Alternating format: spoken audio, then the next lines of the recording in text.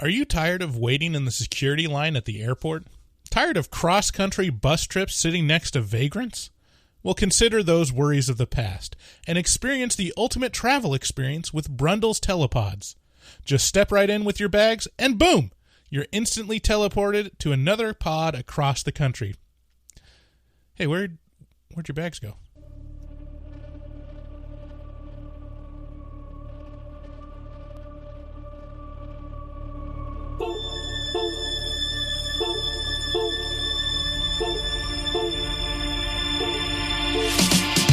Is this a metal thing? Yes. Little taste. David, what is this? Pretty big. Great. I have to kill a lot of people. Just tell me what you want me to fuck.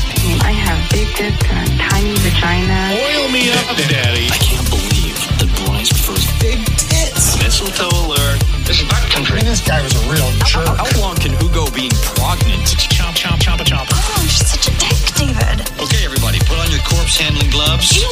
Hoodie Picasso. Horror. Hello and welcome to Horror Movie Talk. Hello. So, your expert hosts each week are me, Dr. Bryce Hanson. I hold a PhD in spookology, and across from me sits Professor David Spaghetti Day. McGarnagle is my name. The foremost expert in Skirnamas. New theatrical releases always get priority, but we also review older horror movies, both good and horrible. Got a great show today, last night, just hours ago. We screened The Fly at Kiggins Theater in Vancouver, Washington, and thought, well, that's a no-brainer. Why don't we just review The Fly?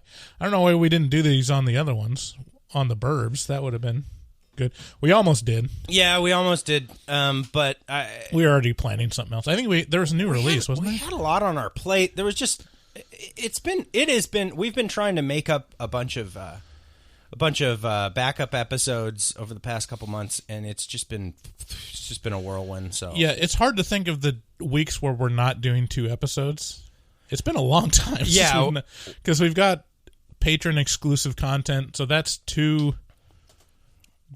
extra episodes. We took a trip to the most expensive place on earth in January. You and me. No, it's the most magical place on earth. I'm sorry.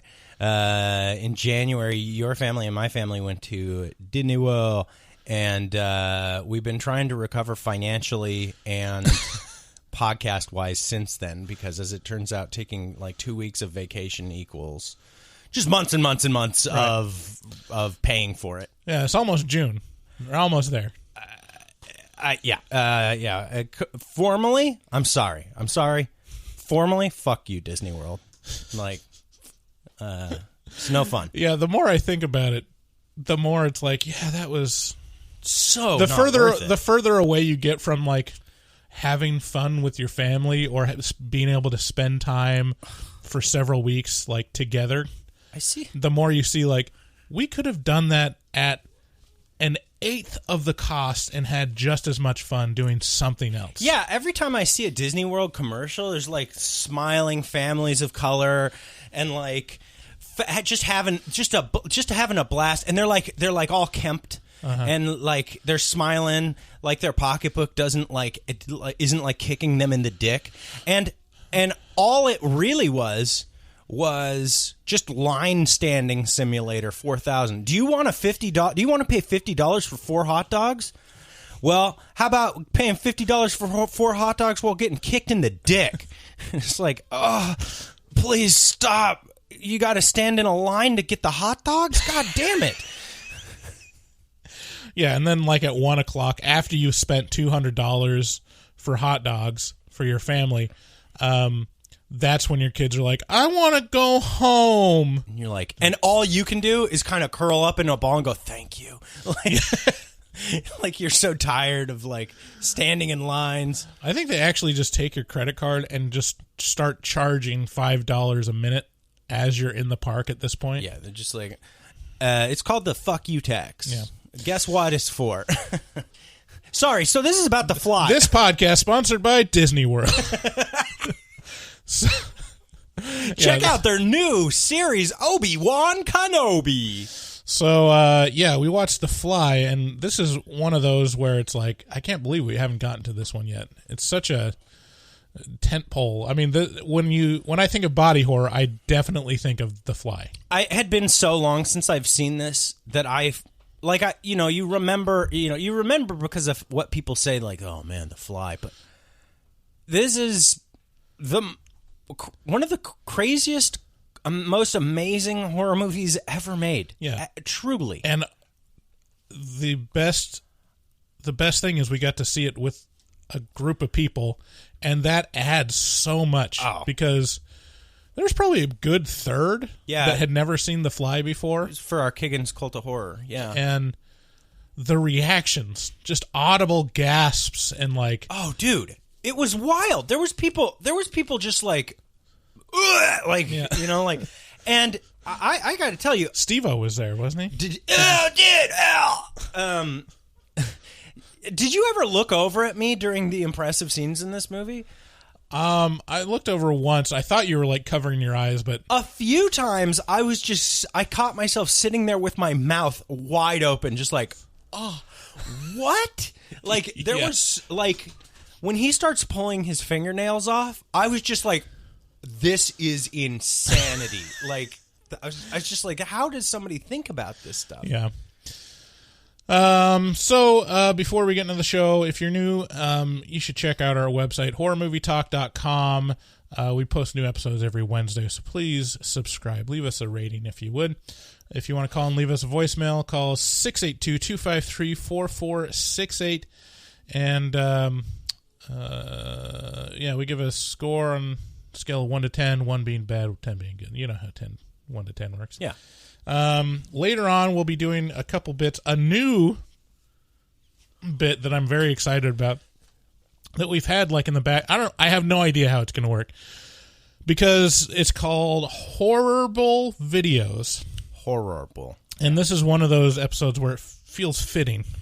This came to me. I'm going to be super honest with you. This came to me. This is a copycat. Okay. This is... Oh, from YMH. Right. This is... Horrible or Hilarious. Horrible or Hilarious, but with a horror theme. Yeah. It's... Yeah, I don't... There's a number of ways we can spin it, but mostly it's just me showing David a bunch of disturbing videos. Yeah. And recording his reaction. Right. Yeah. Yeah. Should we include the videos in the post? Maybe. Yeah, we probably should. I guess. That would be... Good traffic to the site. Yeah, there we go. Yeah. And then we'll be entering your voicemails for horror movie whores. We got a lot of voicemails. Men was a huge episode for us, apparently, with like listener interaction. Everyone had to take. I mean, I guess I'm a pretty sick guy. Yeah, they don't. Us guys, pretty sick. People not fans. Okay. So let's get into it. Again, last night we screened The Fly, and it was ooey gooey good. Here's the trailer. I think you're making a mistake. I think you really want to talk to me. Sorry, I have 3 other interviews to do before this party's over. Yeah, but they're not working on something that'll change the world as we know it. They say they are. Yeah, but they're lying. There is a limit, even to the imagination. Human teleportation, molecular decimation, breakdown, and reformation is inherently purging. Where our greatest creations meet our deepest fears. Something went wrong, Seth. When you went through, something went wrong. You are about to go beyond that limit.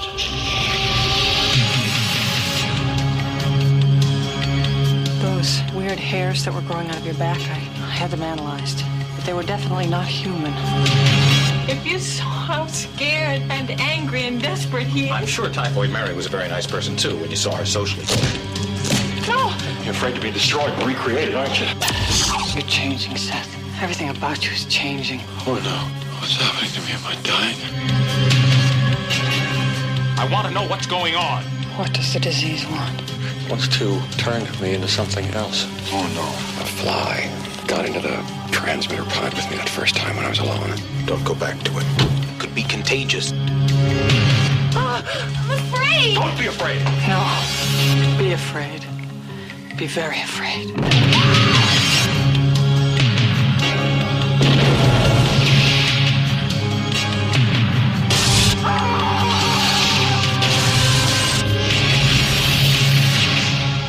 Help me. Please, help me.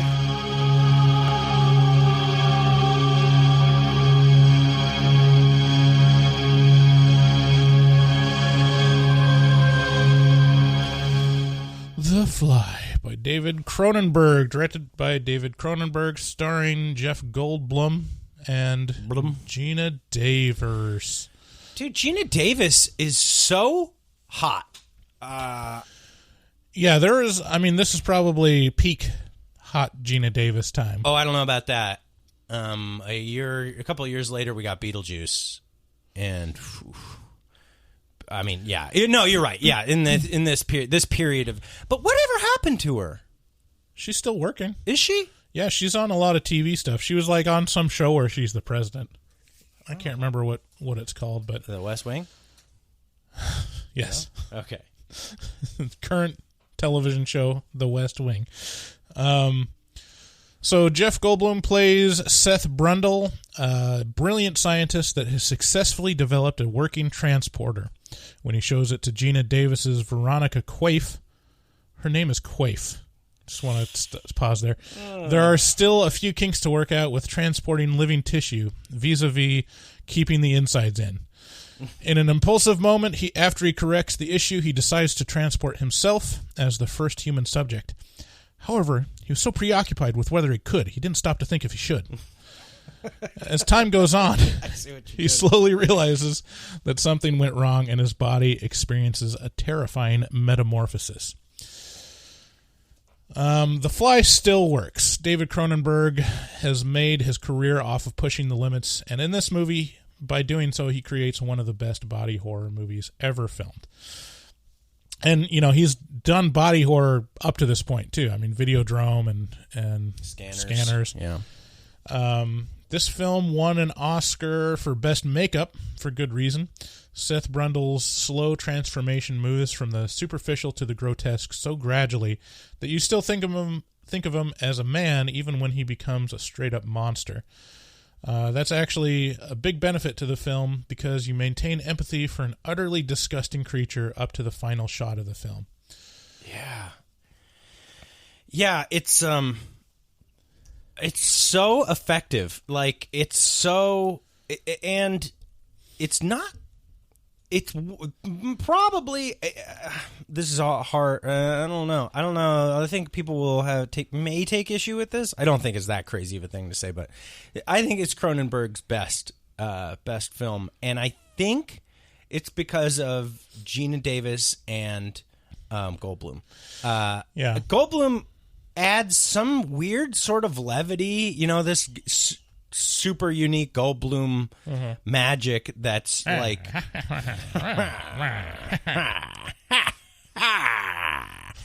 yeah, no, the levity that he adds to this takes the super sad storyline and makes it manageable and palatable and not like soul crushing. Right. It's very well, I don't know. It's pretty soul crushing. I mean, it is, but it makes it manageable, you know? Like, you can sit through it because you're like, wow, what a performance by these two. Yeah. Gina Davis and Jeff Goldblum really work well together, which isn't surprising since they were dating when they filmed. Jeff Goldblum suggested Gina Davis as the actress, and later they married for several years. Davis's performance really grounds the film for the audience because we're really watching all of the events of the film from the perspective of Veronica. Her reactions of wonder and horror really sell the special effects that we witness. Jeff Goldblum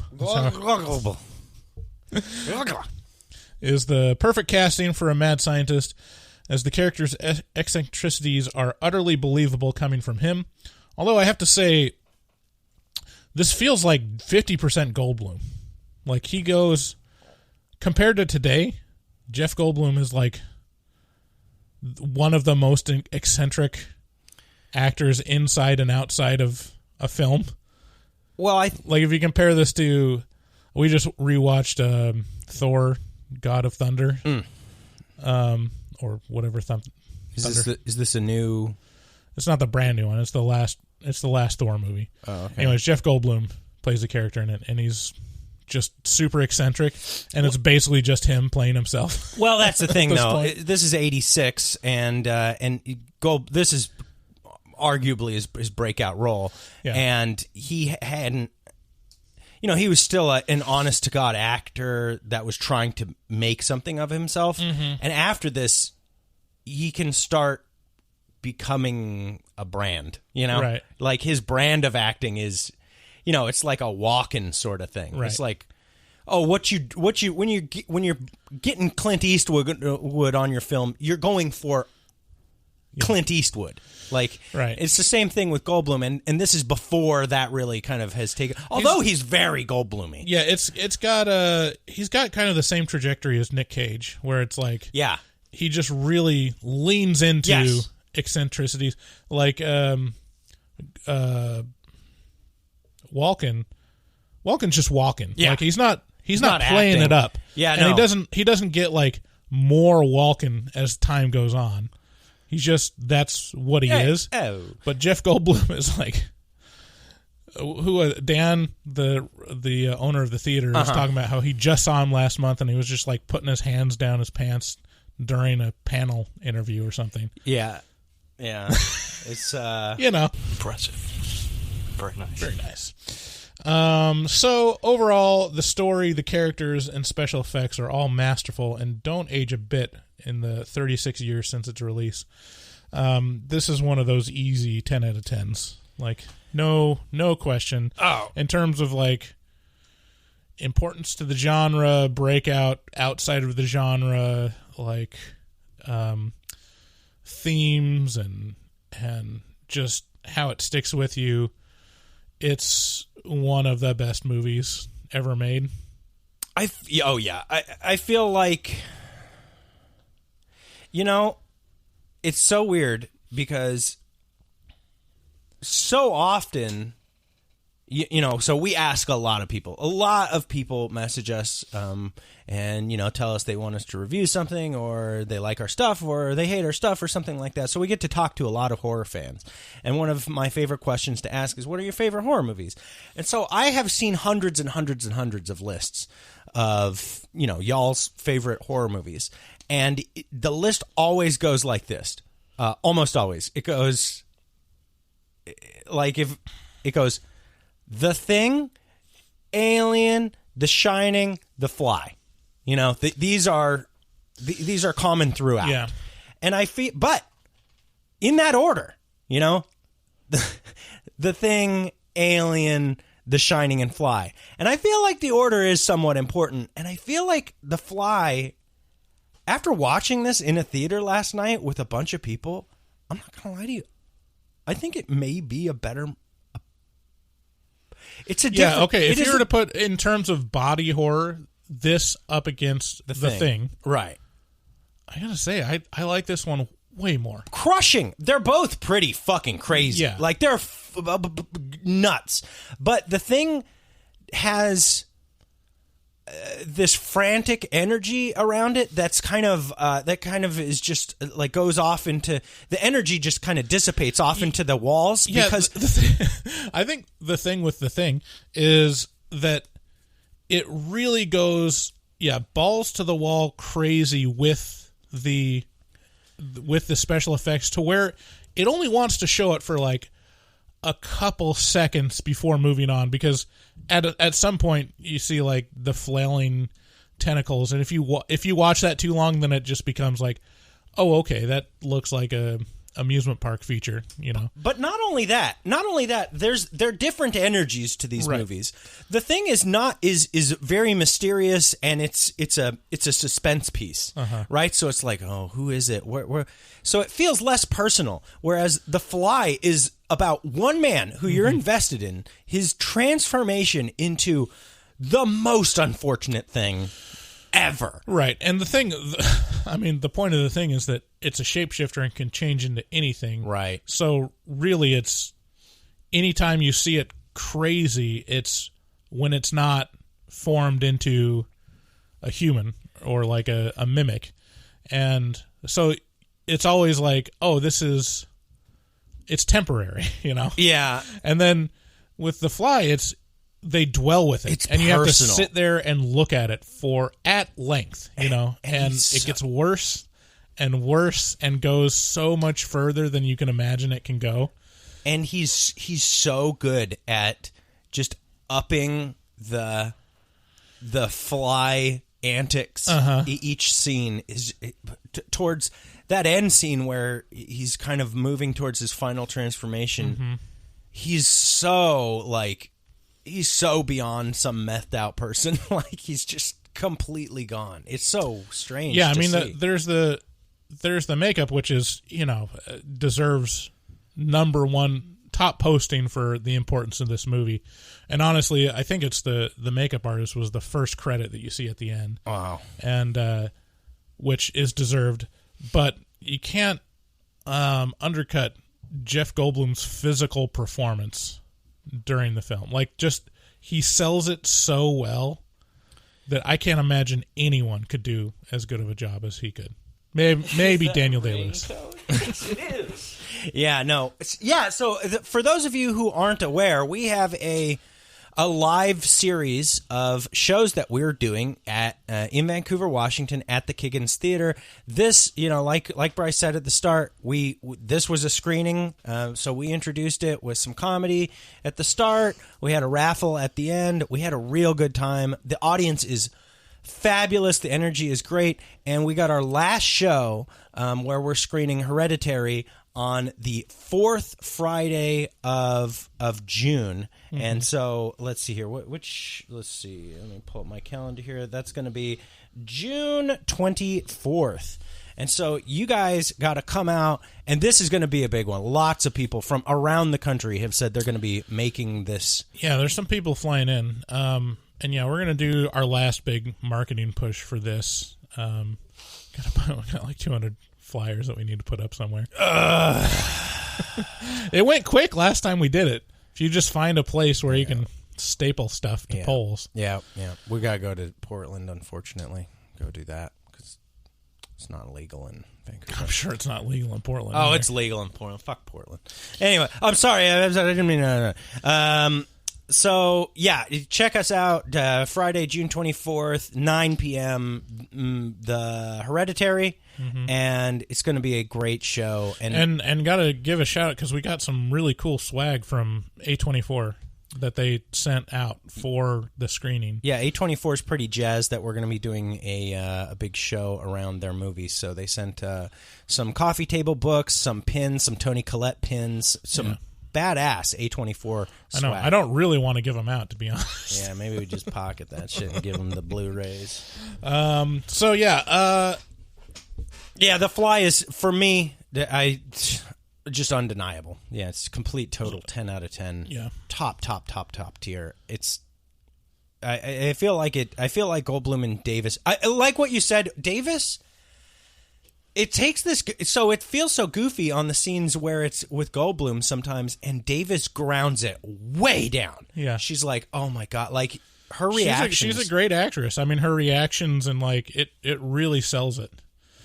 Because you can tell, like, she's fallen fast in love with this guy and is horrified by, you know, what he's becoming. Yeah, in 2014, she voiced... Princess Persephone on my daughter's favorite TV series, Doc McStuffins. Oh, yeah. So she's come a long way. The last credit is 2014? No, she's in Grey's Anatomy for like 13 episodes. That's probably the one you were talking about. She also she does a decent amount of voice work. She plays Huntara in She-Ra and the Princess of Power TV series. Yeah. All right. Okay. Speaking of She-Ra, I don't know. We want to take a moment, just sit right there, and let me tell you all about how I became the spokesman for Night Channels. Nightchannels.com is an excellent website to find things to cover your body. Night Channels has some of the best horror-themed, occult-themed, and alternative and hard rock music, tees, and hoodies. Go there at nightchannels.com and just browse. We tell you to take the Night Channels challenge. If you just browse, you're going to find like 3 or 4 shirts that you just have to have. Designs that you can't find anywhere else. And if you use code HMT at checkout, you get 13% off your entire order. So go to nightchannels.com and use that code. If you're listening to these ads, or if you're hearing ads, you should know that you don't have to. If you go to patreon.com/horrormovietalk, you can join our Patreon, and we give some tiers early access to episodes right after we edited them, and we remove all of the advertisements. So stop complaining and, man up with the $7 that it would take to... Sorry, man or woman and or non-conforming up to join Patreon. If you have to return some videotapes. If you want to buy any merch from us, you go to our store at horrormovietalk.com/shop. We got logo tees and stickers. We want to give a shout out to our resident artist, Dustin Goebel. He's a professional artist who fucks hard. He also takes commissions for artwork, so check him out at dgoebel00 on Instagram and reach out to him there. Again, if you want to leave us a voicemail, call 682-253-4468. Thanks for listening. Let's get into spoilers. Oh, well, Oops.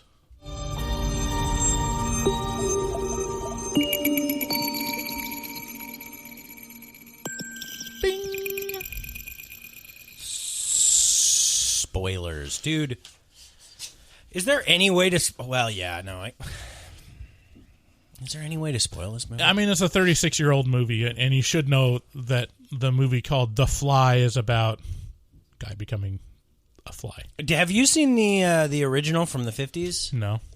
Oh, man. I watched that in my childhood a couple times because it was on TV, on cable or whatever. Help me! So, such a weird other version of this. Because instead of being a fusion, you get 2 different, you get a man-sized fly and a fly-sized man. Oh. Right. Interesting. And so you get a little head of a person on this little teeny fly, and he can talk and think and feel just like a person would. And then you have this terrifying monster of a man who has, the feelings and drives of a regular fly, and real similarly tragic. So it's just crawling around and shit. Yeah, right. Similarly tragic, very iconic, a worthwhile watch, like truly like classic. Starring Vincent Price, right? That I have no recollection of or memory. But, this take is so gross, comparatively. Such a crazy idea. And I don't know where the story came from originally. Is this a H.G. Wells or something like that? Or was this... Well, I thought it was originally from, like, Franz Kafka's Metamorphosis. Oh, yeah, that would make sense if it was... yeah. So, yeah, this film takes a bit of a different route. The main storyline is, like, he inadvertently fuses his DNA with a fly's from doing this teleportation, and then just slowly morphs into a hybrid, to where he starts out as Seth Brundle and then becomes Brundle Fly.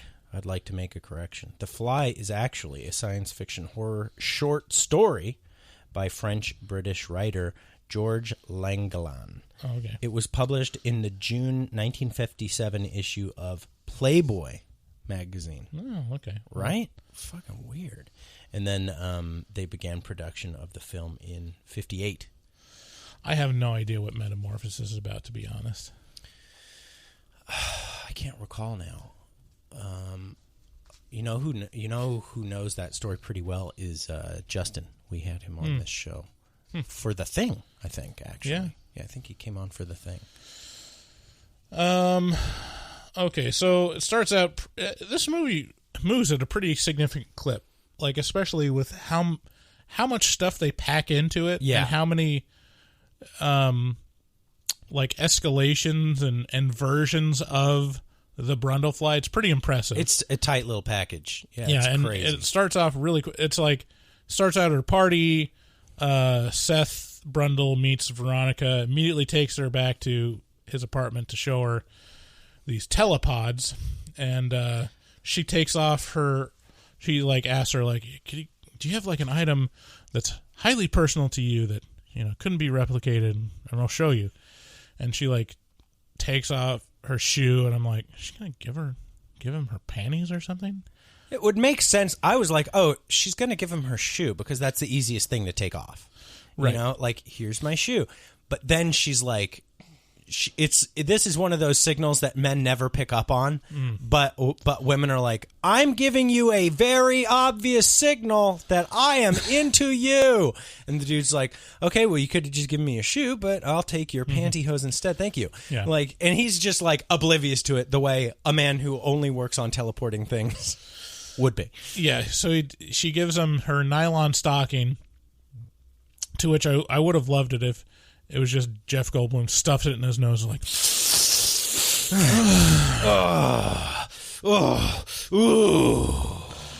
it in the teleporter, and it teleports over, and she's amazed. To which I think like, wow, she really would be fooled by any illusionist, like any magician could have shown her this trick, and she would have been like, oh my God, you're a genius. Wow. David Copperfield is like, yeah. I am a genius. I'm a scientist, so you gonna fuck me or what? It's aren't you like low-key a huge David Copperfield fan? Huge. No? I mean, I don't know. I was a fan of magic. I like. It's not like I seek it out anymore, but as a kid, like I really liked that. And David Copperfield had a lot of specials on TV when I was younger. When we were kids, David Copperfield was the who's that guy who jumped a bunch of canyons and shit? Evil Knievel. Evil Knievel. Yeah. Like it stopped being Evil Knievel in the 70s or the 80s, and it started being David Copperfield. Yeah. Would just get special after special after special. It's an illusion, Michael. He would do these stunts like making the Statue of Liberty disappear or walking through the Great Wall of China. That's the one I remember most. I was like, he walked through the Great Wall of China. You can see his silhouette. He just goes through it. It's magic. Did he really make the Statue of Liberty disappear, though? Yeah, David. Of course. What? Really? Yeah, there's filmed proof. What? But it's still there, though, I think. Well, he put it back. Oh. Don't want to be an irresponsible magician. Idiot. I have to return some videotapes. I have to return some statues. So, yeah, that... you know what the best analogy is? David Copperfield was the early 90s version of David Blaine. Yeah, David Blaine came out with a bunch of specials. David Blaine's like events. Yeah, David Blaine's first couple specials were like they capitalized on that Blair Witch feel, that like, is this real? What's real? Yeah. It's like, is this found footage? Kind of. It felt like low production quality, but like it got like weirdly high amount of airtime on like, prime time NBC, which at the time was a big fucking deal, and now is literally like, just any old thing. It's just dumb. But yeah, it was Blaine came out. I feel like Blaine was just... I don't feel like Blaine ever really, truly reached the level of Copperfield, because I think Copperfield still has a big residency in... Oh, yeah. I mean, yeah, that's the difference, is that David Blaine is all about street magic, close-up magic, where it's a one-on-one thing. That's a good way to explain away your lesser success. You know? I mean, David... I'm committed to something that's shittier. David... well, I mean... not to knock it, I mean, David Blaine, figured out, you can make a lot of money off of television specials, but David Copperfield has high production value that works in a live show. Yeah. So, I actually saw him when I was younger, when he came to Portland. It was magical. You're pushing your boner down the whole time, just like, oh my God. You know, David Copperfield looks a lot like Jeff Goldblum, if I'm being honest. Oh, really? Kind of the same big, so Gina Davis curly hair would have been justified in her lady boner over the stocking moving from one telepod to the other. Those telepods are fabulous. Everything about this movie just fits just right. Mm-hmm. I love his apartment. It's this dingy, fifth floor walk up in this industrial warehouse part of. It felt like New York or Chicago or something like that. Sure. Yeah, and then a lot of the movie is actually shot in that walk up. You don't realize most of the movie takes place in his apartment. Yeah. So Veronica is astounded by the abilities of these telepods, and goes back to tell her editor and ex-boyfriend, which I can't remember his name. I have it written. Was it David? No, it was. I have it here. But Stathis. Yeah, what? His last name is Stathis. And he's rightly so, says, you've obviously been conned. It's not that hard to make a nylon stocking disappear and reappear in two places. You could go down to Vegas and see this done about 20 times a night. Yeah. And he's like, there's no story there. And then Goldblum comes back to... There's a really strong through line in this of of feminism and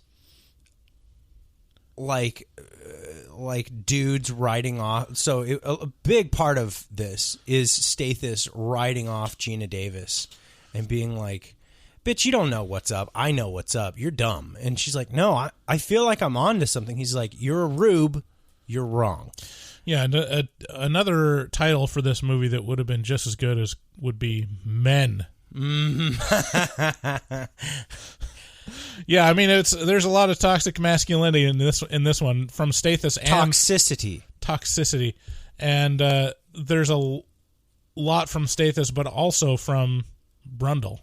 Oh yeah. Well, because Brundle is straight up like, no, you're gonna do what I fucking want you to do. You get in this fucking teleporter, or I'm leaving you.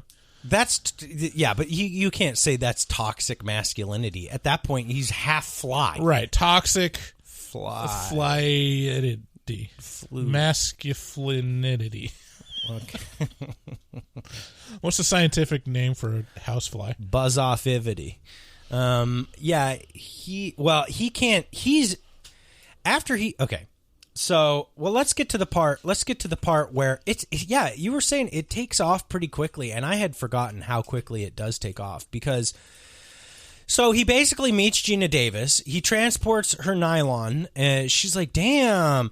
And then he's like, you know what though? It has one downfall, which is I can't seem to get live things to move from one thing to the other.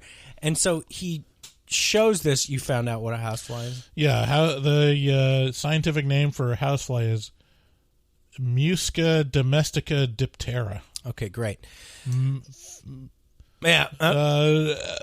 Toxic muscivity. So he's like, the one downfall of my machine is that it can't seem to transport living material, and he proves this by he's like, instead of just getting a cat off the street or something like that, he's like, Good news.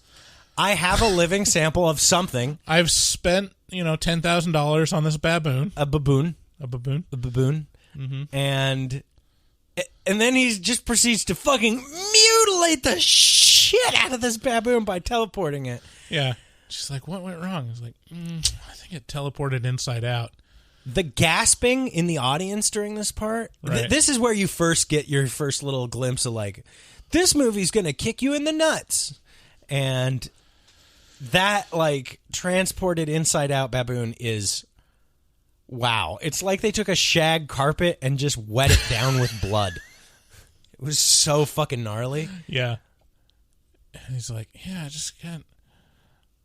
got to figure out I think I set it to outside in. Yeah, we don't want that. I got to change that setting on the teleporter. Click. And so it pretty much as soon as then they have like a little bit of a romantic aside. They fuck. And then he's like, oh, you're my muse. I'm starting to understand. Like, the thing I didn't do was I didn't program the computer to be jazzed, basically, about transporting living tissue. It's just trying to recreate it, but it has to be jazzed about it. Yeah, this is like the one part where it's like, magic. Don't worry about it. It's like it says this thing, and you're like, oh, that's it. That's the only thing that we're gonna say about that. Because it's Gina Davis. They just fucked, and she's like, oh, I just want to eat you up. Like, women go crazy for the flesh. And he's like, oh, crazy for the flesh. Crazy for the flesh. I'll make the computer crazy for the flesh. And then I don't know. And then he types in crazy for the flesh. Yeah. Go bonkers when living tissue enters. And the computer's like, takes it from there and is like, gotcha. I got you, bro. And so, but then and then it just works. Yeah, and then it just works. There's no explanation. He has, for some reason, another $10,000 baboon. And he's like, I'm sorry I fucked your brother up, but with you, I promise things are going to go fine. And so this baboon is like, got you, bro. Let's do it. He sends the baboon through. The baboon comes through the other side unfazed. But he's got to send it for tests. He's like, this isn't like, we don't know like that this is cool. Mm-hmm.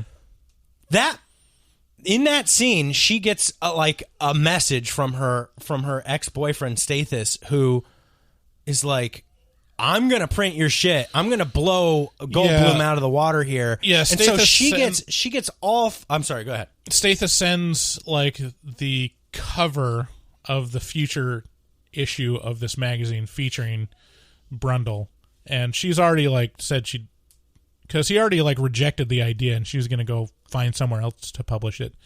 So she goes, I got to take care of some unfinished business with my ex. And goes and like basically tells him he can't publish it. He can't publish it because Goldblum is going to have me follow him long term and write a book about this. Right. So, and that's where the problems start because Seth is overthinking why she's gone, and she's like just imagining that she's fucking him, and like This is the part. This is the exact part where I wanted to get to with that quick walkthrough. This is where guys go. This is probably where everybody goes when that relationship starts, and then the person on the other end could just be sick. They're just like, I have the shits. Like I have to go potty real bad all the time. I can't spend today with you. And then the other person just spirals the drain. They're like, oh God, what's it mean that she's gone? Seth just drinks and drinks. Mm-hmm. This is the most relatable thing in the entire movie to me, where I'm just like, oh, it's time to panic now. Oh, we're panicking about somebody else's actions. What does it mean? What was she really trying to say? Because it's not totally clear. And then he just goes YOLO and steps inside the telepod and decides to transport himself. Mm-hmm. Unbeknownst to him, a housefly flies into the telepod with him. And then he teleports over and comes out. I gotta say, one of the stars of this movie, and one of the stars that pulls the most weight in this movie, is the smoke in the resulting telepod as Jeff Goldblum is coming out. Like, it's impressive. Like, really hiding that junk. Yeah. Like, just the acting on that smoke was astounding. Yeah. Big, and this was before CGI, so that's real smoke, people. Yeah. Yeah, and you know that it was not an easy feat. Right. You know, you can just see the BDE coming off of, Jeff Goldblum. What was I was gonna have a joke, but we already passed it. Oh, well, let's. Well, no, there's a part where, like, his come on to Gina Davis before all this happens is he just goes hamburger to like convince her to come out on a date with him. He's because it's like magic words, right? He's like, I got some magic words that are going to get you to come with me. Hamburger. Yeah, and so like she's trying to cheer him up after his inside out baboon incident, and she like tries to use the hamburger line on him, and then she climbs up on top of him, and like in my mind I was like, what if she just leaned into his ear and said, how about some roast beef? How about some roast beef? a little taste. Anywho, that wasn't necessary to go back for that joke because it's probably not that funny. Anyways, I leaned over and told you that. I laughed. It worked in the theater. Oh yeah. How about some roast beef? How about a French dip? So Gina Davis comes back and fucks him again. You notice that there's like these weirdly thick hairs coming out of his back in one patch, which is like, that means something's going wrong.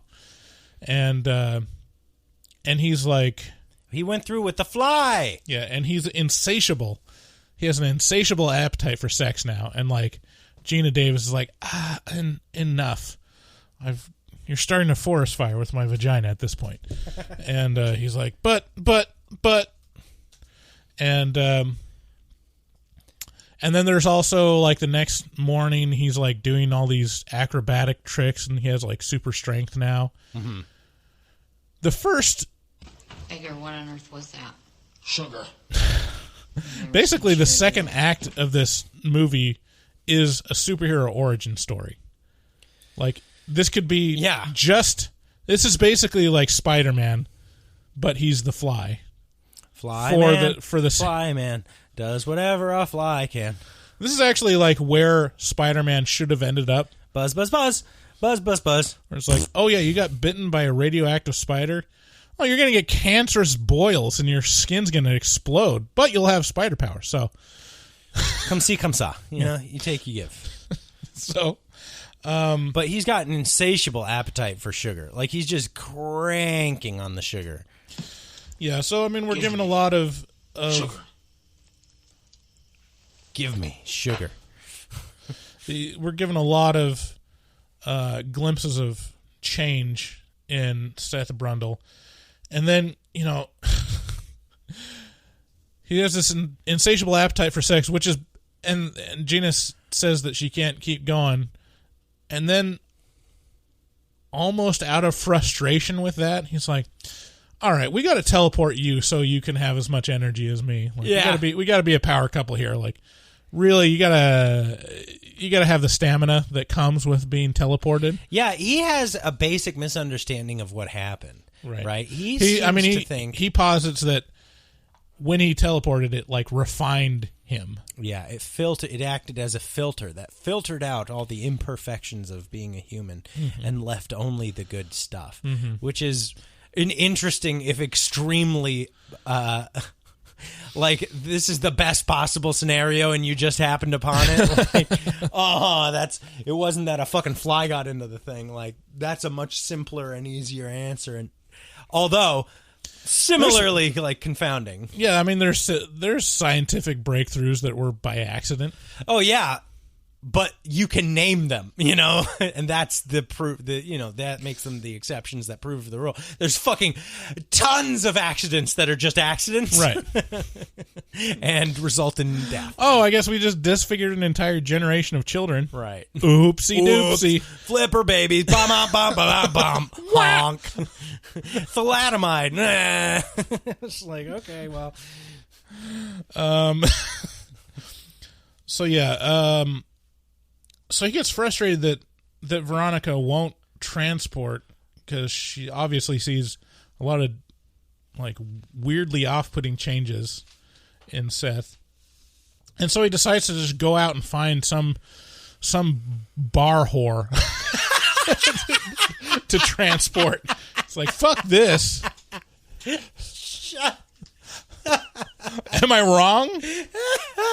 Some bar whore. It's just the disdain that you have for her. She's just some fucking gal hanging out at a bar. This fucking bar whore over here. Jesus. Well, she's sitting there watching like an arm wrestling competition for her sake, basically, and she's like, And Jeff Goldblum goes and breaks his arm, and then she's like, "Okay, I'll come with you." And she's impressive. Very nice. Can you break me like you broke that guy's arm? She's like, I can definitely try. And so she comes all over the place. All over the place. And she does not get teleported. Gina Davis shows up and warns her with the iconic tagline. I didn't realize this is where this line came from, but Veronica shows up and says, "Not all. Be afraid. Be very afraid." That's where that line came from? Yeah. No shit. Yeah. And that's the tagline for the movie. Oh, wow. Which apparently, I think in the trivia, it said that it came from Mel Brooks. It did. Mel Brooks was a producer, an executive producer for The Fly. And he didn't want it to be known. Right, yeah, he wanted to keep his name off of it in case people... This would be easily misinterpreted as like, ha ha, wacky Mel Brooks, The Fly? Imagine. Jesus. Oof. Important. Veronica says she had those thick hairs analyzed and they were insect in origin. So he still hasn't figured it out. And then the scene, like, where it really turns the corner. This is where it enters the third act, is the fingernail scene.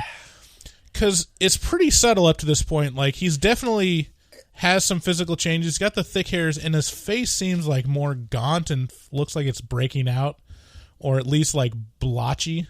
Yeah. Oh, yeah. Throughout, throughout his face changes in complexion a lot. Yeah. Like after the teleportation, it's no longer like svelte, good-looking Goldblum all the time. It's like you got good days and bad days. Yeah.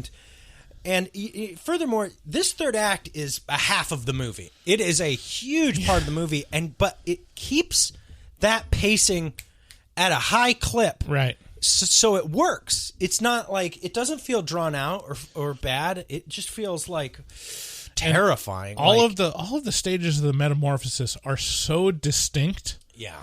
And so impressively one-upping the last one that, like, it's just... Don't be a one-upper. You never expect that it's going to keep going with one-upping. And even till the last shot of the movie, it goes bonkers. So, yeah, he has this scene where he's in the bathroom and he's, like, looking at his face and, like, trying to shave these thick hairs that are appearing on his face, and he can't, or they hurt or something. And then he looks down and he notices, like, his fingernail is loose. And he, like, just pulls it off. It just comes off with no resistance. And then he kind of gives it a squeeze, and it does the full-on, very satisfying... Yeah, pimple popping. Pimple pop onto the mirror. Uh-huh. Which is... Man, there were so many... It was so gross. 15 spots in this movie where the whole audience in the theater was just, like, uproarious. Yeah. Like, they were like, oh! You know, this was such a unique viewing experience. This was so crazy. Yeah. It was a lot of fun. It was so nice to see it with a theater. So that's when he realized, like, oh, dear. Something... I don't remember my fingernail coming off before. Something might not be right. Hairs where there are no hairs before. This I remember. This is not out of the norm. No, this has happened at least once before, but I don't remember losing body parts. And then we have some of the world's best 80s computer exposition. Oh, much better than The Thing.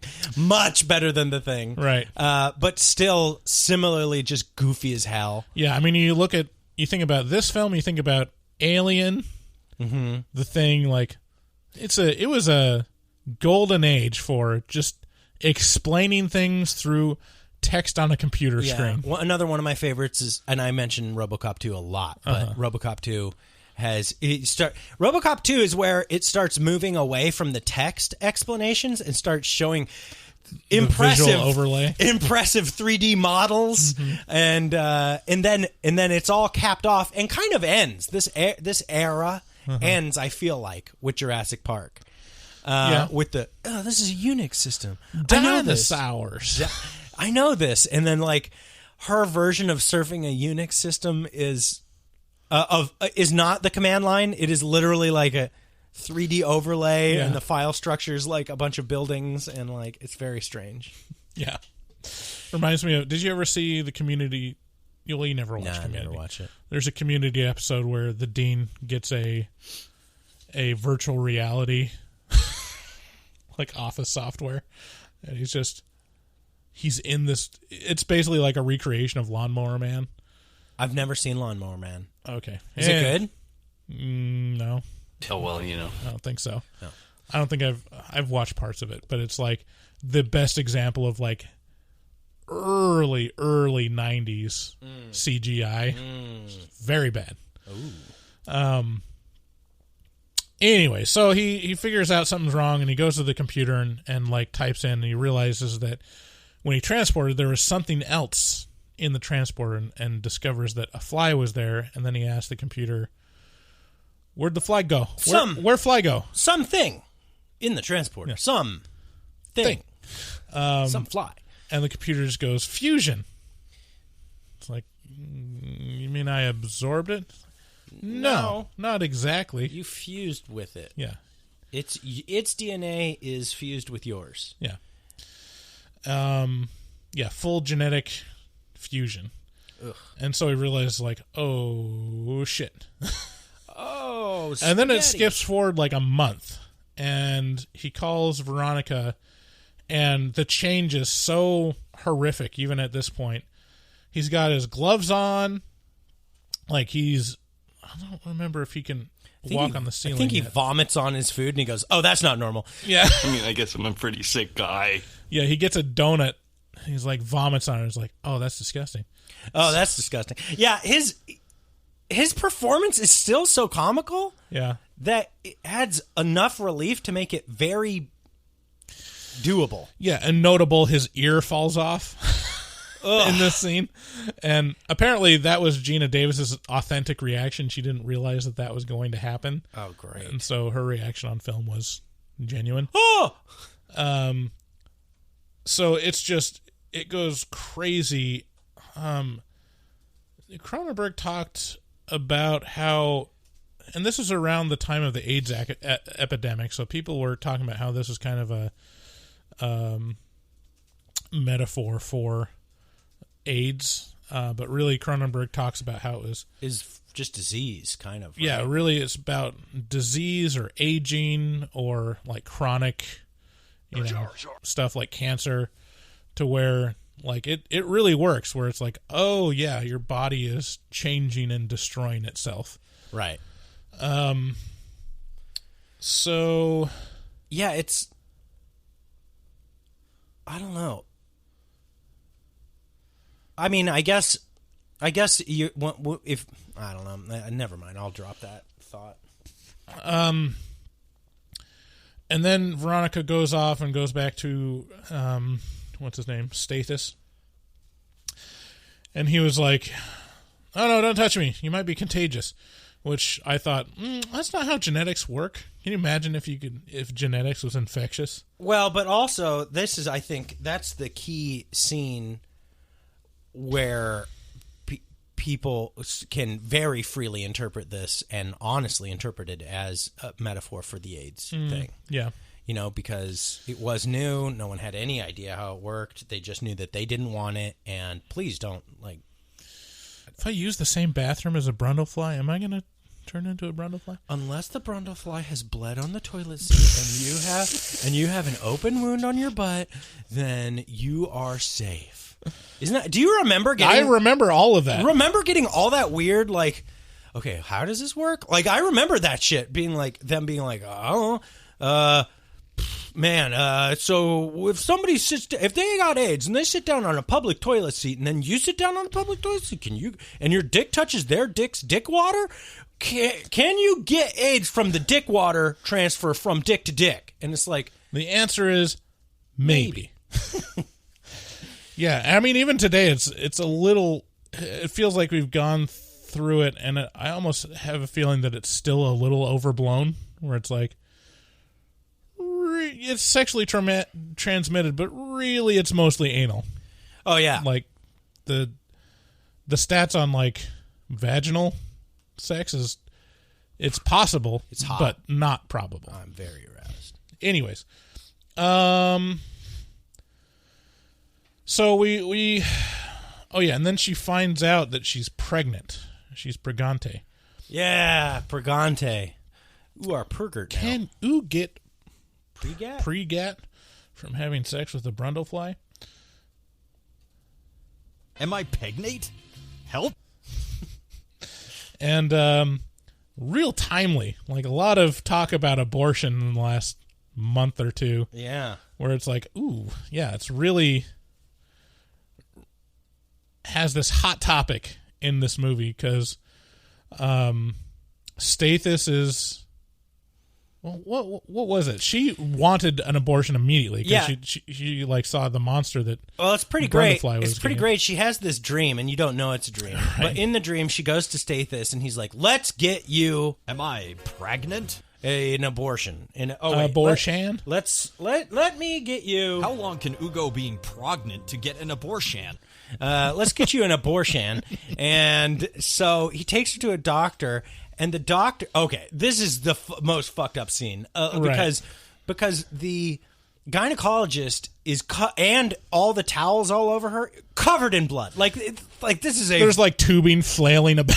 Yeah, it's turns into The Thing all of a sudden. Uh-huh. It's just whipping cords coming out of her vagina. It's how does the fucking vagina work? There's blood everywhere. Holy God. And and the gynecologist is David Cronenberg. Right. This is his little cameo. And he pulls a maggot out of her. And he's like, "Oh no, you have a baby maggot." And she's like, "I am pregnant to last 5 weeks, so can I start sex? Can I start sex now?" And he's like, "No, you have a maggot in you." Ah! And then she wakes up from this terrible dream, and then she tries to go and get a real abortion. Right. And Brundle is not happy. He's like, well, first of all, Brundle's doing a couple things. He's behind the scenes, he's trying to figure out how to make more humanity into the brundlefly, and his solution is more fusion. I got to get another human. I got to get more DNA in this mix, and so he wants to transport a human and himself into a brundlefly human. I'm kind of interested. I've never seen The Fly 2. I think there is The Fly 2. Yeah, it was straight to. I looked it up on IMDb. It was straight to video, which is not a great sign. Starring Eric Stoltz. And it sounds bad. But I am interested because the concept of this spiraling out of control by trying to add more regular people into your genetic fusion thing seems like it would basically end in The Thing, right? It's right. Well, now we're just a fucking weird amalgamation of horrific, fucked up genetic bullshit. Yeah.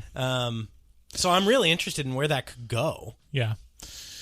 And he's we see him considering that and consulting with the computer about it.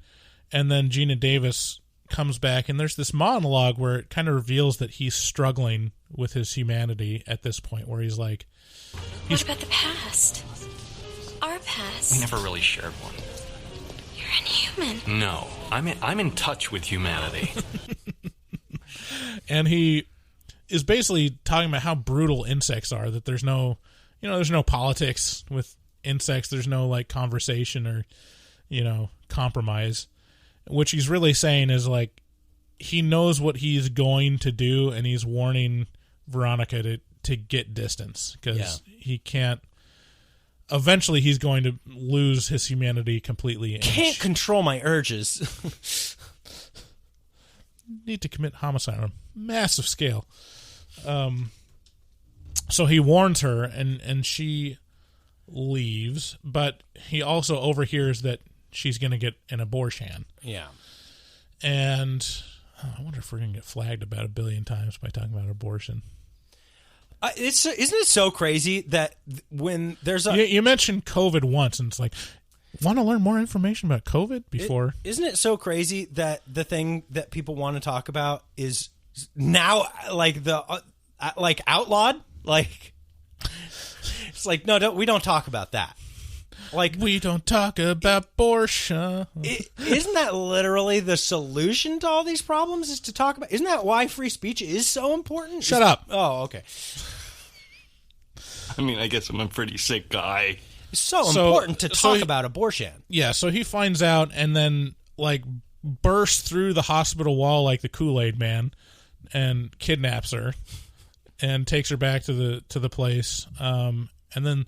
This is basically, we witness the final... Oh, wait, I skipped over the Brundlefly, or the Brundle Museum of Natural History, which is a great little scene, because he loses... So we see him lose his ear. And his teeth. See him lose his teeth. Mm-hmm. And he opens, like, his bathroom cabinet, and there's just this assortment of lost body parts, including his penis. Oh, I didn't even see that. If you didn't notice that. Didn't even see it. Yeah, just like appendages and stuff that have fallen off of his body, and he's just keeping it, And the scientist is basically all that's left of the human part of right. him. This man who's excited about... Got to catalog these rotting pieces of body inside, not even in a refrigerator or freezer or anything. It's a weird... what can you do? Like... He's accepted his transformation to a degree, in that, like, what can I do other than just continue the science? Right. And the transformation, it's very hopeless feeling. It's very sad. It's just... Yeah. So it ends with Stathis showing up with a shotgun, and Brundlefly attacks him, and this is the other, like, scene that will stick with you, definitely, which is Brundlefly vomits on his hand and just dissolves his hand. Ugh. And it's so brutal. And like, so you just really believe that someone's hand is being dissolved. There's some stop motion, if I'm not mistaken, but also some sped up footage and shaking that all work together to create this very alarming up close image of his hand dissolving. That's and then he leans over because he's trying to kick the shotgun back up to his other good arm, and Brundlefly vomits on his ankle and just like takes his foot off. And this is the exact moment that Gina Davis is like, "No, stop! Leave him horribly." Well, he's like crawls up to his head and is about to vomit on his head, and she's like, "No, wait, stop! Leave him horribly crippled for the rest of his life. You've melted his essential body parts." That's not essential. A foot and a hand? It's essential enough to fuck up the rest of your life in a massive way. I'd rather live. At least, I'd rather live too. But at least if your hand got cut off, you'd be able to be like, yeah, if he here, doctor, like, if he vomited on his crotch, it'd be like, okay, take me. No, Gina, don't stop him. This is important. And then Brundlefly gets Veronica, and we see that there's 3 telepods now. With a little more 80s computer exposition, we find out that one person's going to go in one, the other is going to go in the other, and they're going to be fused in the third. And then Brundlefly is trying to wrangle Veronica into one of the pods, and she like rips off his jaw, and the final transformation happens, which is this final fly head just like basically pops all of what is left of humanity off of all of what neck. is left of Seth just sloughs off. Yeah, is sloughing off of him as he walks around, and his joints are kind of reorganized. It's very upsetting. It's very disturbing. Super disturbing. My mouth, I'm not joking. So many parts of this movie, I just found myself with my mouth just wide open, just going, what? So he gets her into the pod, he gets himself in the pod, and Stathis, this is pretty unique for an 80s movie, so his character is like the quintessential yuppie asshole, and he ends up saving the day, because he gets the shotgun, gets Veronica out of the pod. Brundlefly sees this and tries to stop it by breaking the glass of his telepod and stepping through, but it just starts teleporting as he's stepping through, and you see Brundlefly disappear, as well as about a quarter of the telepod itself. And then in the third fusion telepod, it opens up and he collapses out, and it's like a Brundlefly slash it's basically Brundlefly Tetsuo Iron Man at this point. Just like jagged edges of the telepod are jutting out of this grotesque fly monster, and he's crawling, and there's like cables trailing behind. It's a good thing he wrote that program to make the teleporter excited about flesh. Crazy about the flesh. Woo! It worked.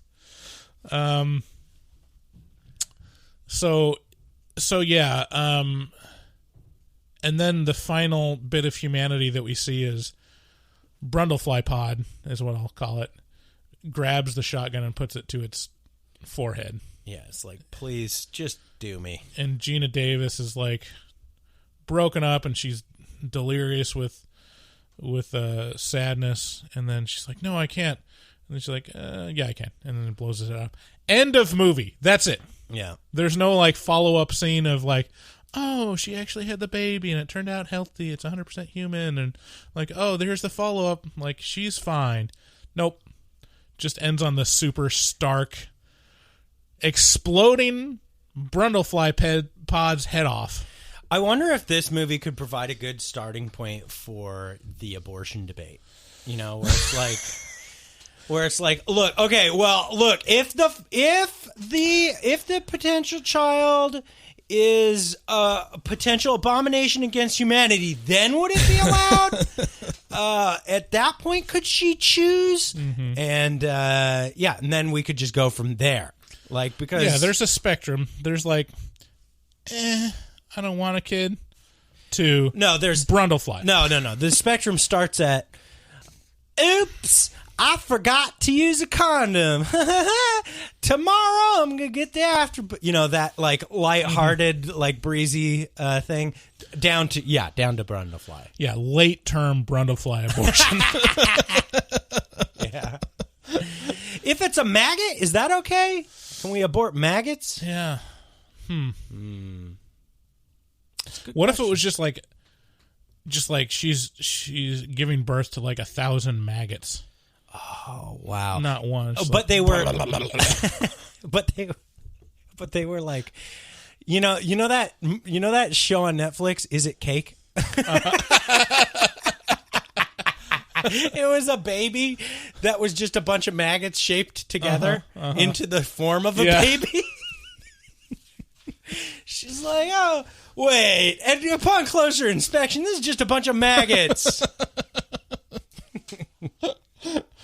Oh. God damn, look at those hot children.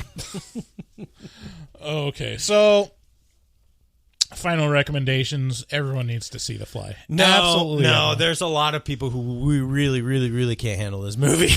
really a lot. More so even than The Thing. I feel like this is a soul-crushing movie. If you watch it without an audience, if you watch this at home alone, this would be so fucking rough. It's a rough movie, but it's worth it. It's a great. I mean, everyone has to be exposed to this movie at least once. This definitely transcends the horror genre, although being squarely in the dead center of that, and not for normal horror. Although there's one terribly effective jump scare in this that's just perfect, where he comes through the wall like Kool-Aid Man. Yeah. Hey. No, where he falls down from the ceiling and he's like, "What's up?" She's like, ah! But no, it's so strange because most of this is not. It's a horrible concept. It's not scary. It's just. It's. This isn't spooks and ghosts and like frightful things happening. It's just a horrendous concept. Yeah, everyone's experienced changes in their body that they're like, what does this mean? Mm-hmm. Well, that's a weird pain that I've never experienced before, or that mole looks different. My dick has never fallen off before.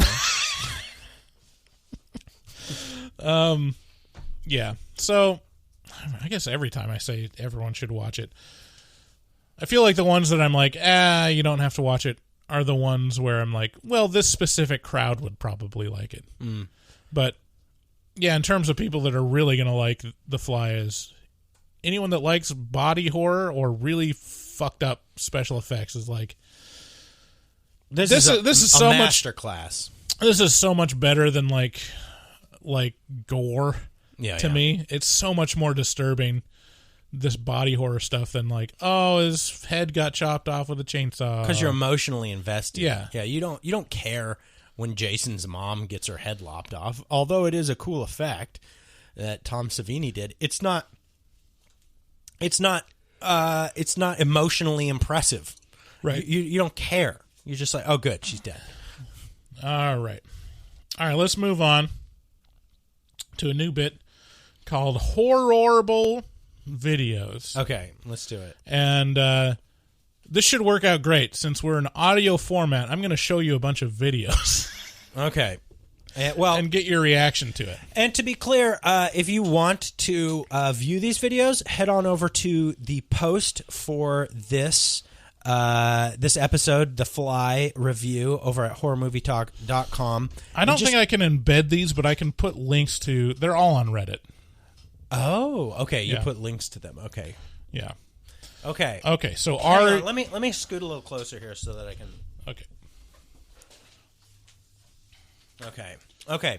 Can you see it? I tried to make them big enough. I can see it. I got a fella on top of a hill. That seems to be a construction zone. Right. So you might have to... These are pretty short. Might have to show them on repeat. You could narrate what's going on. And I have to determine whether this could fit in a horror movie? Right. Okay. Could this be in a horror movie? Okay. Or is this better or worse than anything you've seen in a horror movie? Okay. In terms of just terror. And It's still working. We're still playing with the concept. Right. But most importantly is to get your reaction to these videos. Got it. These are... I've been saving these up. So these are... I know you are on the same subreddit, but I'm hoping that you forgot some of the ones that you've watched. Okay. From months ago. Here we go. Yeah. Guy standing on top of kind of a dirt hill. Okay. Oh my God! Oh my God! Why would he do that? Oh. David, explain what you just watched. Oh my God! Oh, I hate this bit. Oh, yay! I feel sweaty. Oh, I don't want to do this anymore. Explain what happened, David. So a guy does parkour. He does a flip off of a cliff, and it's not like a high cliff. Yeah, it's about 10 feet tall. It's like a sandbank. I don't know. Oh my God. And then but he it's lands directly into... Oh! Stop There's- it. I don't want to see that again. There's some driftwood with like a jutting root, and he lands crotch first. Oh my god. No, it's has to impale his flesh a lot. Stop it. All right, so that was... Oh! What do you think? I'm all sweaty. Is that horrible or like... Is that worse than what you'd see in a horror movie? Have you ever felt that in a horror movie? Maybe that's no. the answer. No, that was The answer can't is- continue to be like this. The answer is real life is much more terrifying. Oh, so that's the first clip. That's the first one. Okay, so we're gonna go. We'll title. You'll title these, I assume, first, second, third, fourth, fifth clip. Sure. So the title on the subreddit is "My Jewels Hurt Watching This." But it's not like he jumped onto driftwood that was gnarled. He has to have lost, like, maybe even that At could have least like one poked testicle. into his ephemeral artery or something like that. Holy shit! Okay. Next. Okay. This one's a little lighter. Oh. This one's a little lighter. How it feels to chew 5 gum. Okay. Oh! Oh my god! Stimulate yourself. It was a dick. It was just a dude's erect penis thrown into a mousetrap. So not as bad. Not as bad as the first one. What is that sound? Is that... That's just the water. Oh my god. Why would you put your dick in a mousetrap? Honest to God. Oh, to feel alive. Because it's what the taste of chewing 5 gum is? Uh-huh. Wow, I'm all sweaty. Ugh. Here's the next one. All right, where are we set up? So we're in a tree. Is this a dude climbing a tree? And it looks like there's smoke, so I assume he's chainsawing. This is not going to be good. Is he going to die? Am I going to witness him dying? I don't know. Unclear. Please don't. I don't want to watch somebody die, man. I turn these off. I think he's fine.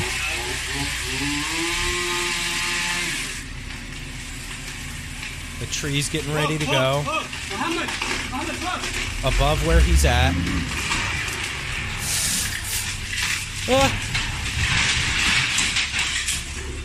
Oh no, the boom! Oh! He's fucking dead for sure. Oh, he's fine. No way. He's fine. Oh my god. What did you just watch? That was so horrible. What'd you just watch? Okay, Dave? so I'm going to explain this because I think I figured out how it works. The tree went so much slower than it should have. So this dude's sitting like 15 feet up a tree and he's sawing on it. And he's just fucking sitting on the tree, like in a spot where you're able to sit, you know, in like a crotch of a limb. He saws the tree, and then the tree goes like real slow. You know, all this weight. Normally it would start to go and then it would just go. Yeah. But so what had happened was they had tied it off onto a boom. That's onto above like him. a crane, yeah. Onto like, not a crane, but like a man lift. You know, like something that can extend high up. And then as it went, it was too heavy, obviously, and it pulled the boom down on top of this man, crushing him to death. Oh, it just hits him in the noggin. It's like a little bonk. It just bonks him right in the noggin. You think it just bonked him in the head? Yeah, he's fine. That one, you will get to watch someone actually die. If you don't, which clip was that? Was that Unclear. 4? That was 3. Oh man, we're only 3 in. That was titled Cranium. Oh my god, this is so fucked up. This bit is off the charts fucked up. Oh no, I can't do these weightlifting ones. I can't. Is he gonna poop out his colon or something? Here we go. No! I don't want to watch. You gotta watch. It's the bit. Oh no! Oh no!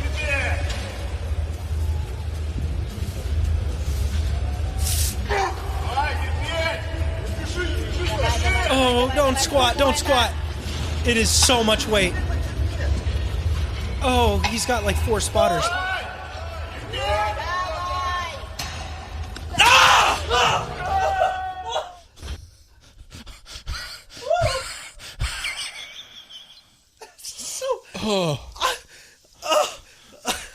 I can't. Those ones.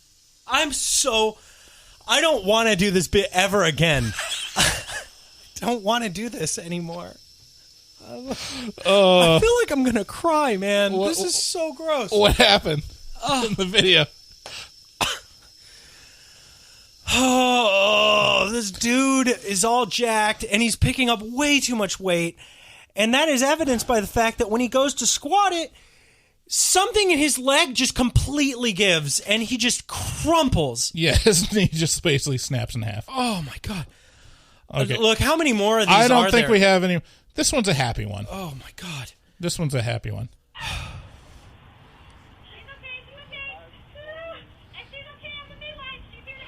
She's having a baby in a parking lot? Here we go.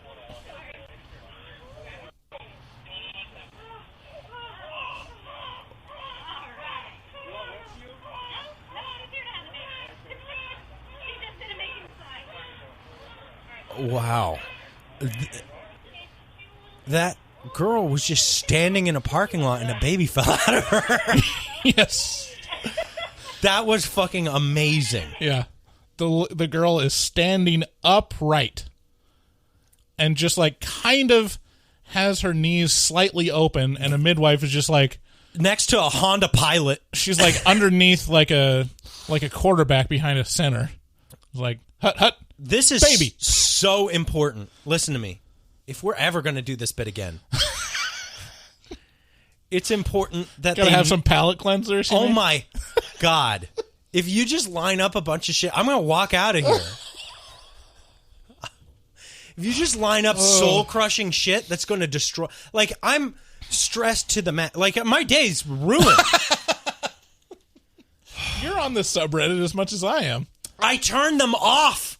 I get a gist for where it's going, and then I go, oh, that guy died. And then I move on before I see it.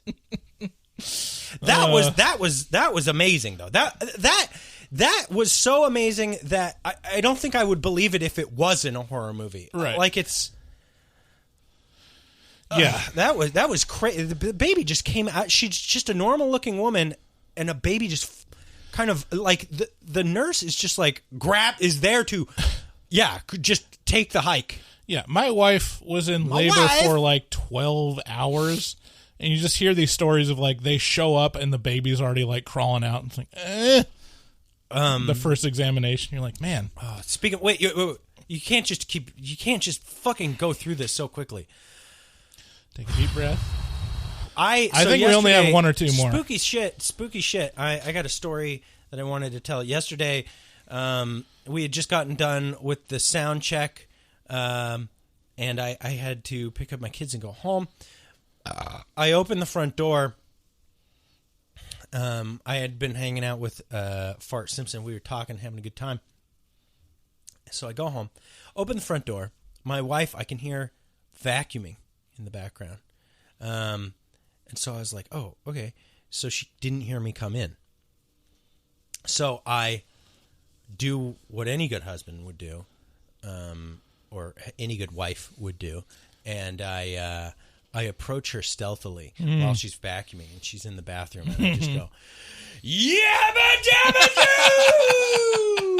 doo! And I hear her fall down while screaming, ah! And she's like, oh my God, why would you do this to me? And I go, do you have any idea how funny it is to hear someone basically believe they're going to die from you screaming yabba dabba doo? So she feared for her life because I was Fred Flintstoning in the front door. Yeah, that's good stuff. She thought she was alone. She wasn't. This is all poor. Okay, give me the next one. Let's get through this shit. All right, I think there's only one or two more, so we're almost done. Oh, no. This one's a good one. Oh, no. Okay, we're in a car. There's a dash cam footage. It looks like we're headed straight toward a median strip. Uh-huh. Okay. Here we go. Uh-huh. We hit the median strip. Oh, now we get an inside view of the bus. Everybody cranks. Yeah. Okay, yeah. Okay, this is normal. You really got to appreciate these two women in front. Bang! Oh, man. Yeah, they wham!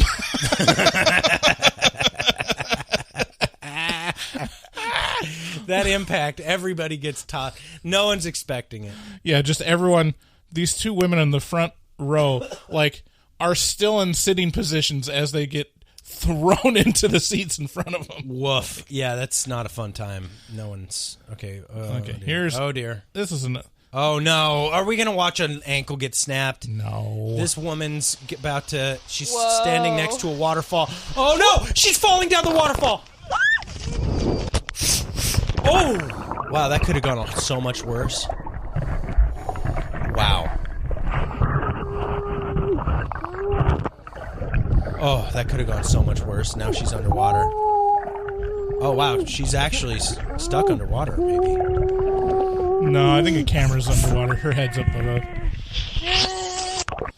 Oh, wow. Okay, yeah. Oh, wow. There's something about that, like... you only hear a certain type of groaning when it's, like, truly wind knocked out of you, traumatic, like, just, you got owned. You're just like... Okay, can we get to horror movie horrors? I don't want to do any more of these. Let me see how... Oh, no. No, it's okay, done. there's just one more. It's already an hour 30. We're done. I know. This is the best one to end on, I promise. Okay. You'll just like this There's one. a security at my rooftop private gym. He was definitely fired. Wait for it, is the text on the screen. This is a TikTok, and it looks like we're inside a gym. Yeah. Maybe. There's a person. Wow. That's the first one. Oh! There's a woman doing squats. Wait, bro, it gets better because now he's about to... And a dude walked up behind her and sniffed her ass. Oh my god.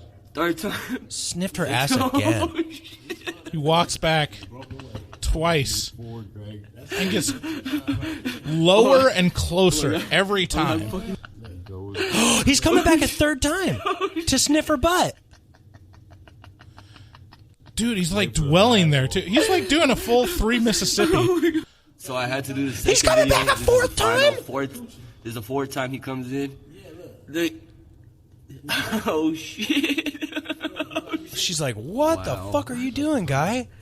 Oh. Yeah, Dude, his nose must have have been on the men episode. His nose like must have gone upper crack because she turns around. She's like, what the fuck?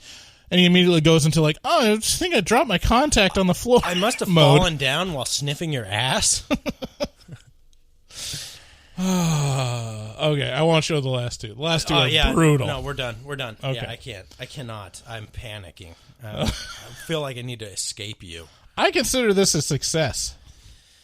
So if you want to catch any of those clips, head over to horrormovietalk.com/episodes, probably /the fly review, the fly review, or just click on episodes banner. Go to the site. Whoosh, woof, woof, woof. Okay, we have an ass load. Maybe we might not get through all these messages. There's a lot of messages today. Wow, there is so many, and you repeat callers. We may need to like screen some of these. We may not get through all of your. Yeah, we'll see. Repeat calls. I mean, some of these are pretty short. Okay. Some of them are like 30 seconds. So we'll see. All right. What we got? Oh, you know what? We hey got guys, CJ. Shut up. We got to intro it with. Oh yeah, horror. This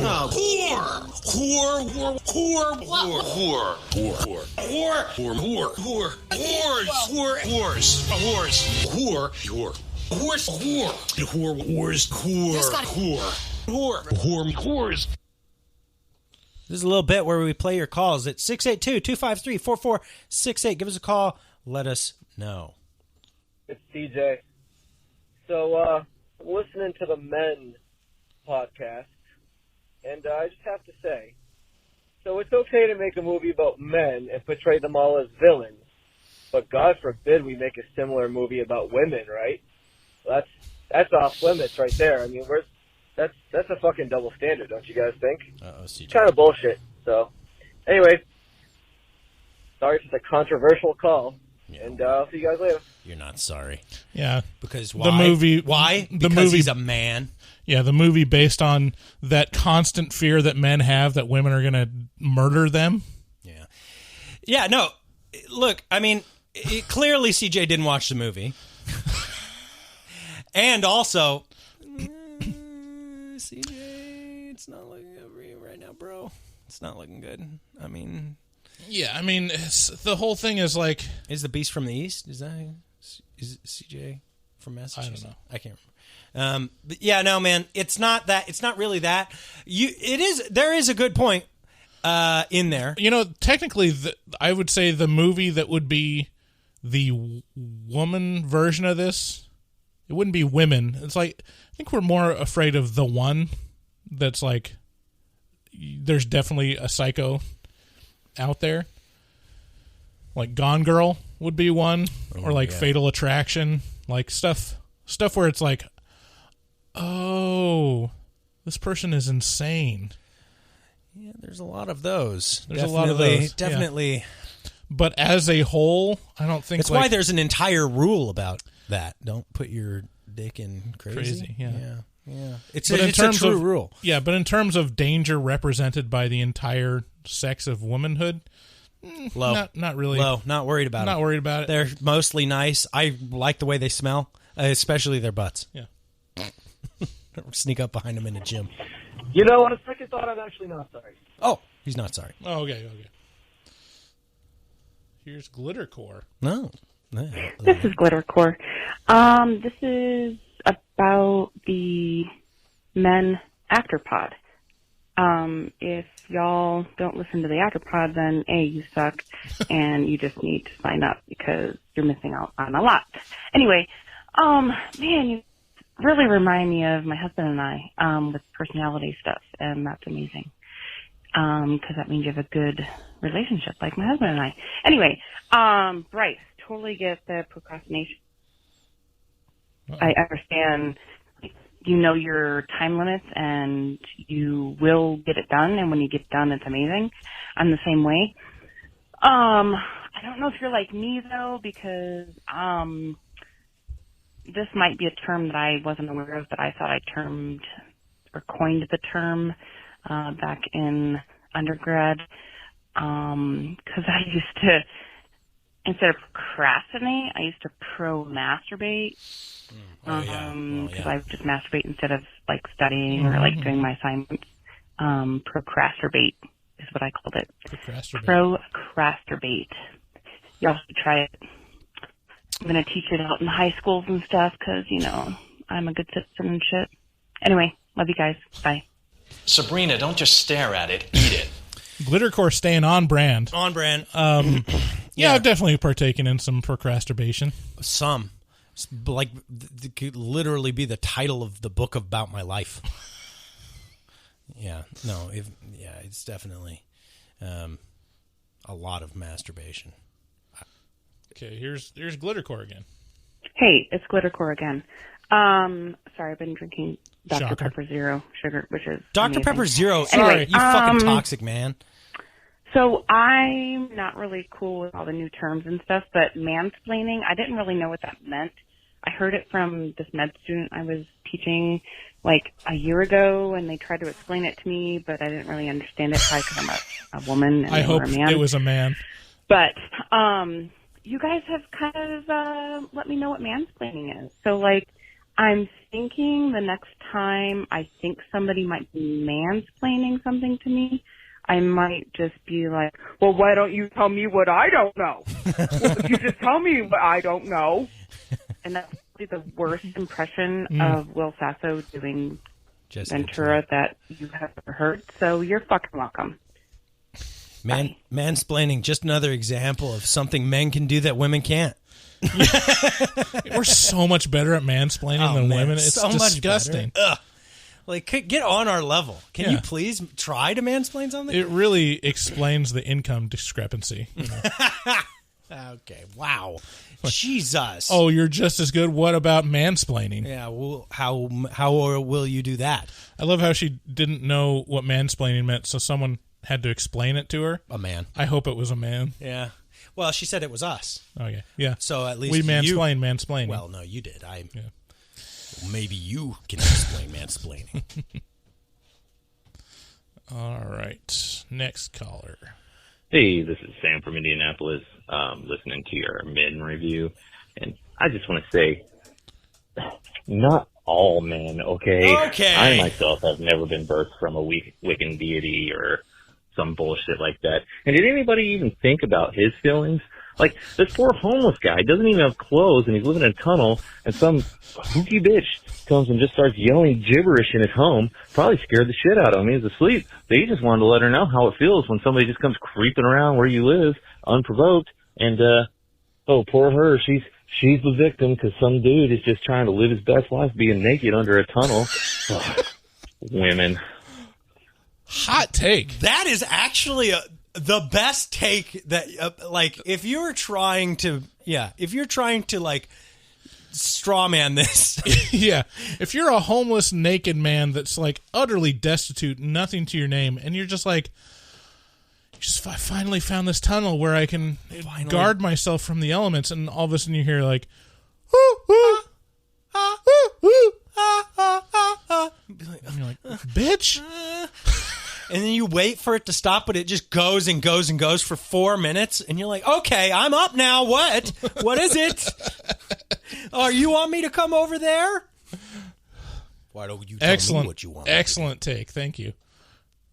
Hey, gents. It's Dexter's Dark Passenger from Austin, Texas. I wanted to call in as I was listening to this week's review of Men and had a thought while you guys were going back and forth on Team Spear and Team Bat. And I don't know if this has been said before, but I think the Spear is the best option you should go with, because if the Spear breaks, you still have a wooden stick that can be used technically as a bat. Other than that, gents, love the show. Been a long-time listener.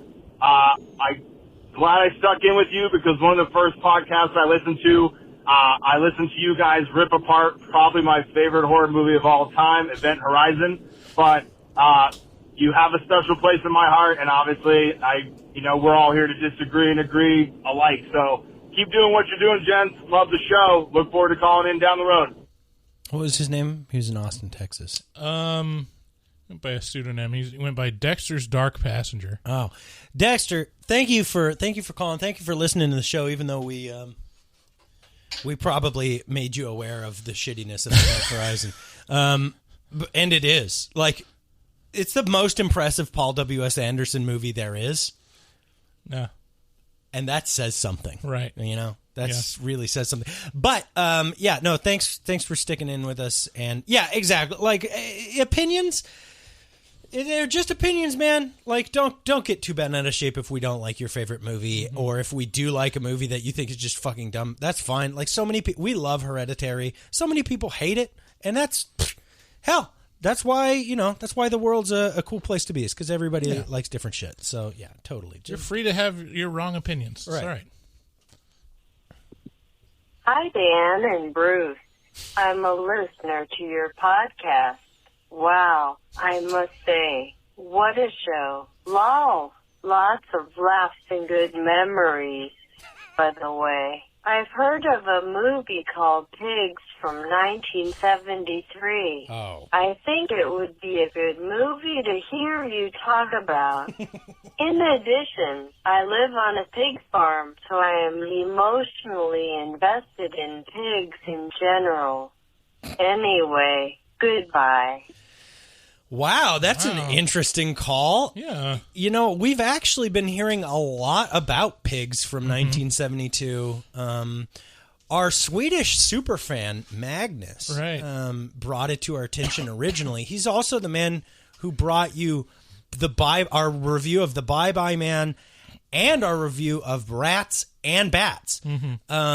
So, in terms of a track record with horror movie talk, Magnus may be one of the the most influential listeners we have. Like, probably the most influential listener. Yeah, he's worked out how to browbeat us into watching stuff. But, you know, the last time there was trying to be a groundswell to make us watch a terrible movie, it failed.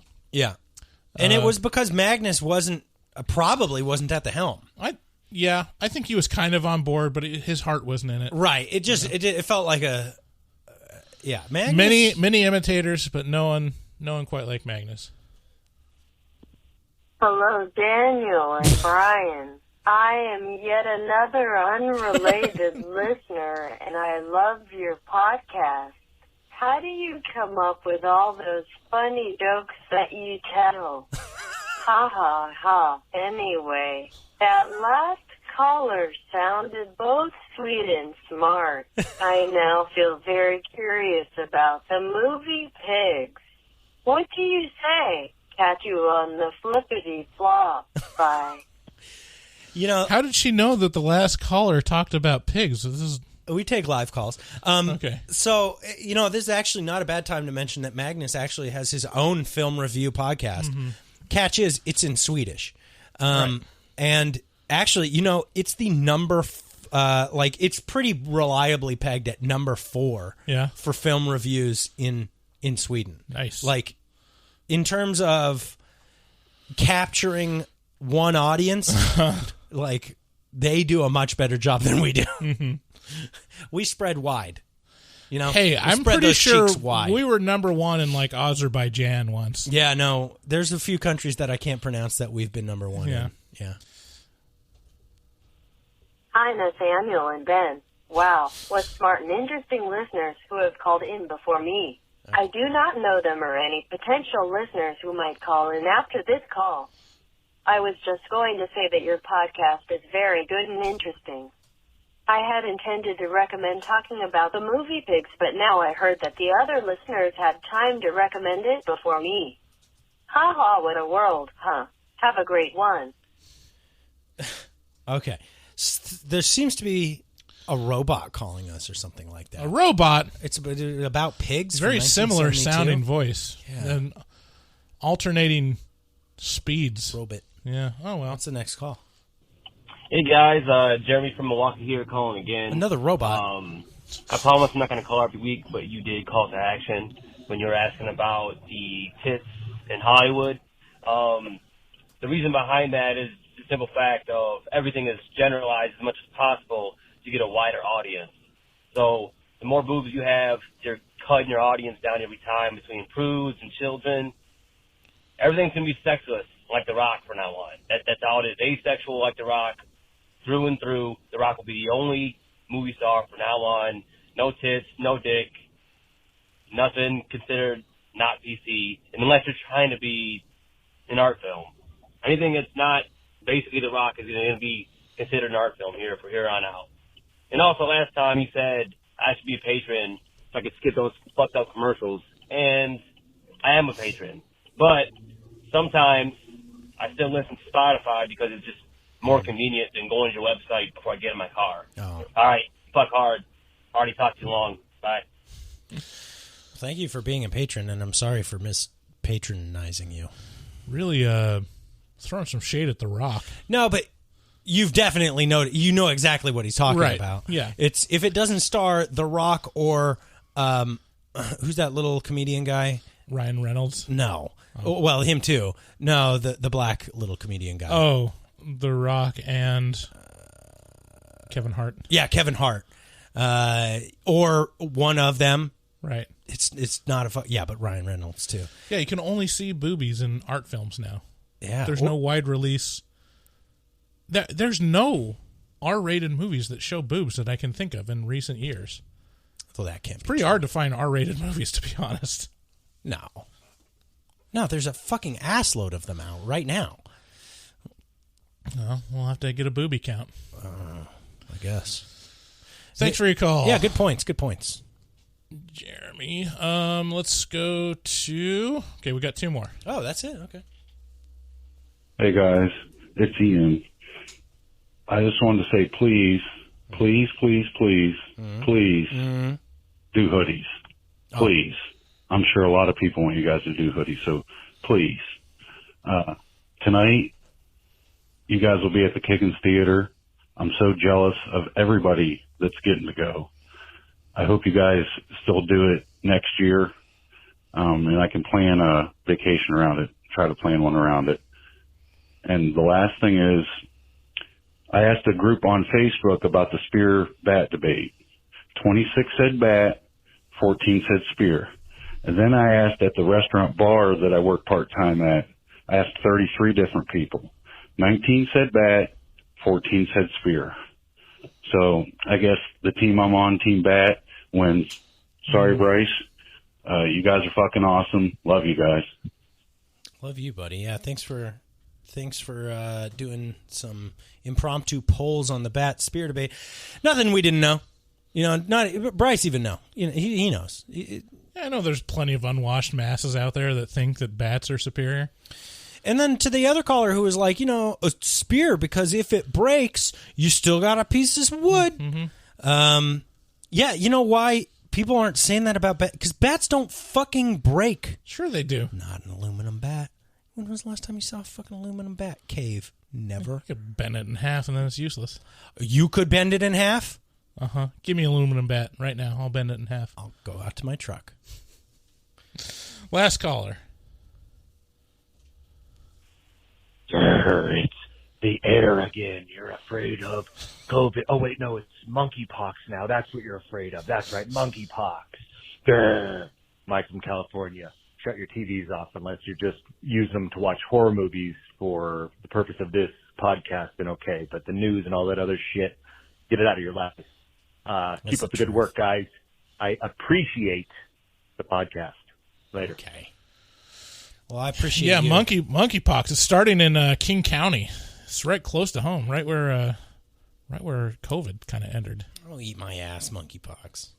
That's how you contract it, I think. Oh, is it really? Uh-huh. It's an ass-eating disease? Mm-hmm. That makes sense. We're finally there. Decimate Gen Z. Yeah. Leaving the boomers completely. This was a boomer-designed disease. Right. Yeah, this is fully Bill Gates. He came out. I guess is Gates boomer? Is he X? Yeah, he's boomer. Yeah, he's boomer. Yeah, he's got strong boomer vibes. I don't know. What do you think Mike from California is? Do you think he's a boomer? No. No? No. What? I feel he's probably our age. No, I think he's a boomer. All right, if you say so. Or an Xer. Yeah. Well, it's really important that we other people. It's really important that we stay afraid of the air. So stay afraid of the air. Yeah, monkeypox, etc. I don't know. But I will say that I definitely agree with Mike in terms of I turned news off fucking ages ago. I do not. Do you ever watch the news or no read the news? It's all just it's just this obvious yeah. I'm such a joke. Why would I listen to it's been propaganda for decades. It's amazing. It's there's the story and then the immediate take. Yeah. It's here's what happened, but here's what everyone's going to be talking about. But more importantly, here's how you should feel about it. It's fuck you. I know how I can come up with, I can be trusted to come up with my own interpretation of how things, I don't know. All right, everyone. Thanks for listening. We'll get back to you next week. If you can join us in June for the Hereditary live show at Kickins Theater, please do. That's Friday, June 24th. Doors open at 9. We will party, and we'll have a great time. And, you finally get to be a part of the cult. Mm-hmm. So come on out. Please share the podcast with a friend. Go to our website. There's plenty of ways you can support us, either Patreon. You can click through the button in the banner to go to Amazon if you're going to buy stuff from Amazon. Leave us a review. Leave us a review, please. God. A couple people have been leaving reviews, and I really appreciate it. Yeah, I really appreciate it. Okay, love you. Bye-bye. Bye. We love you. Bye. Hello, and welcome to Horror Movie Talk. An opinionated and accidentally funny horror movie review show. Go, go, go, go, go, go, go, go, go, go. I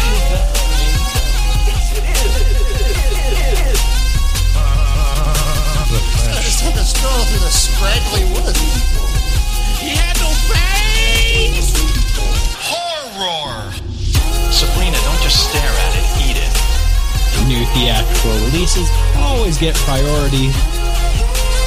But we also review older horror movies, both good and horrible.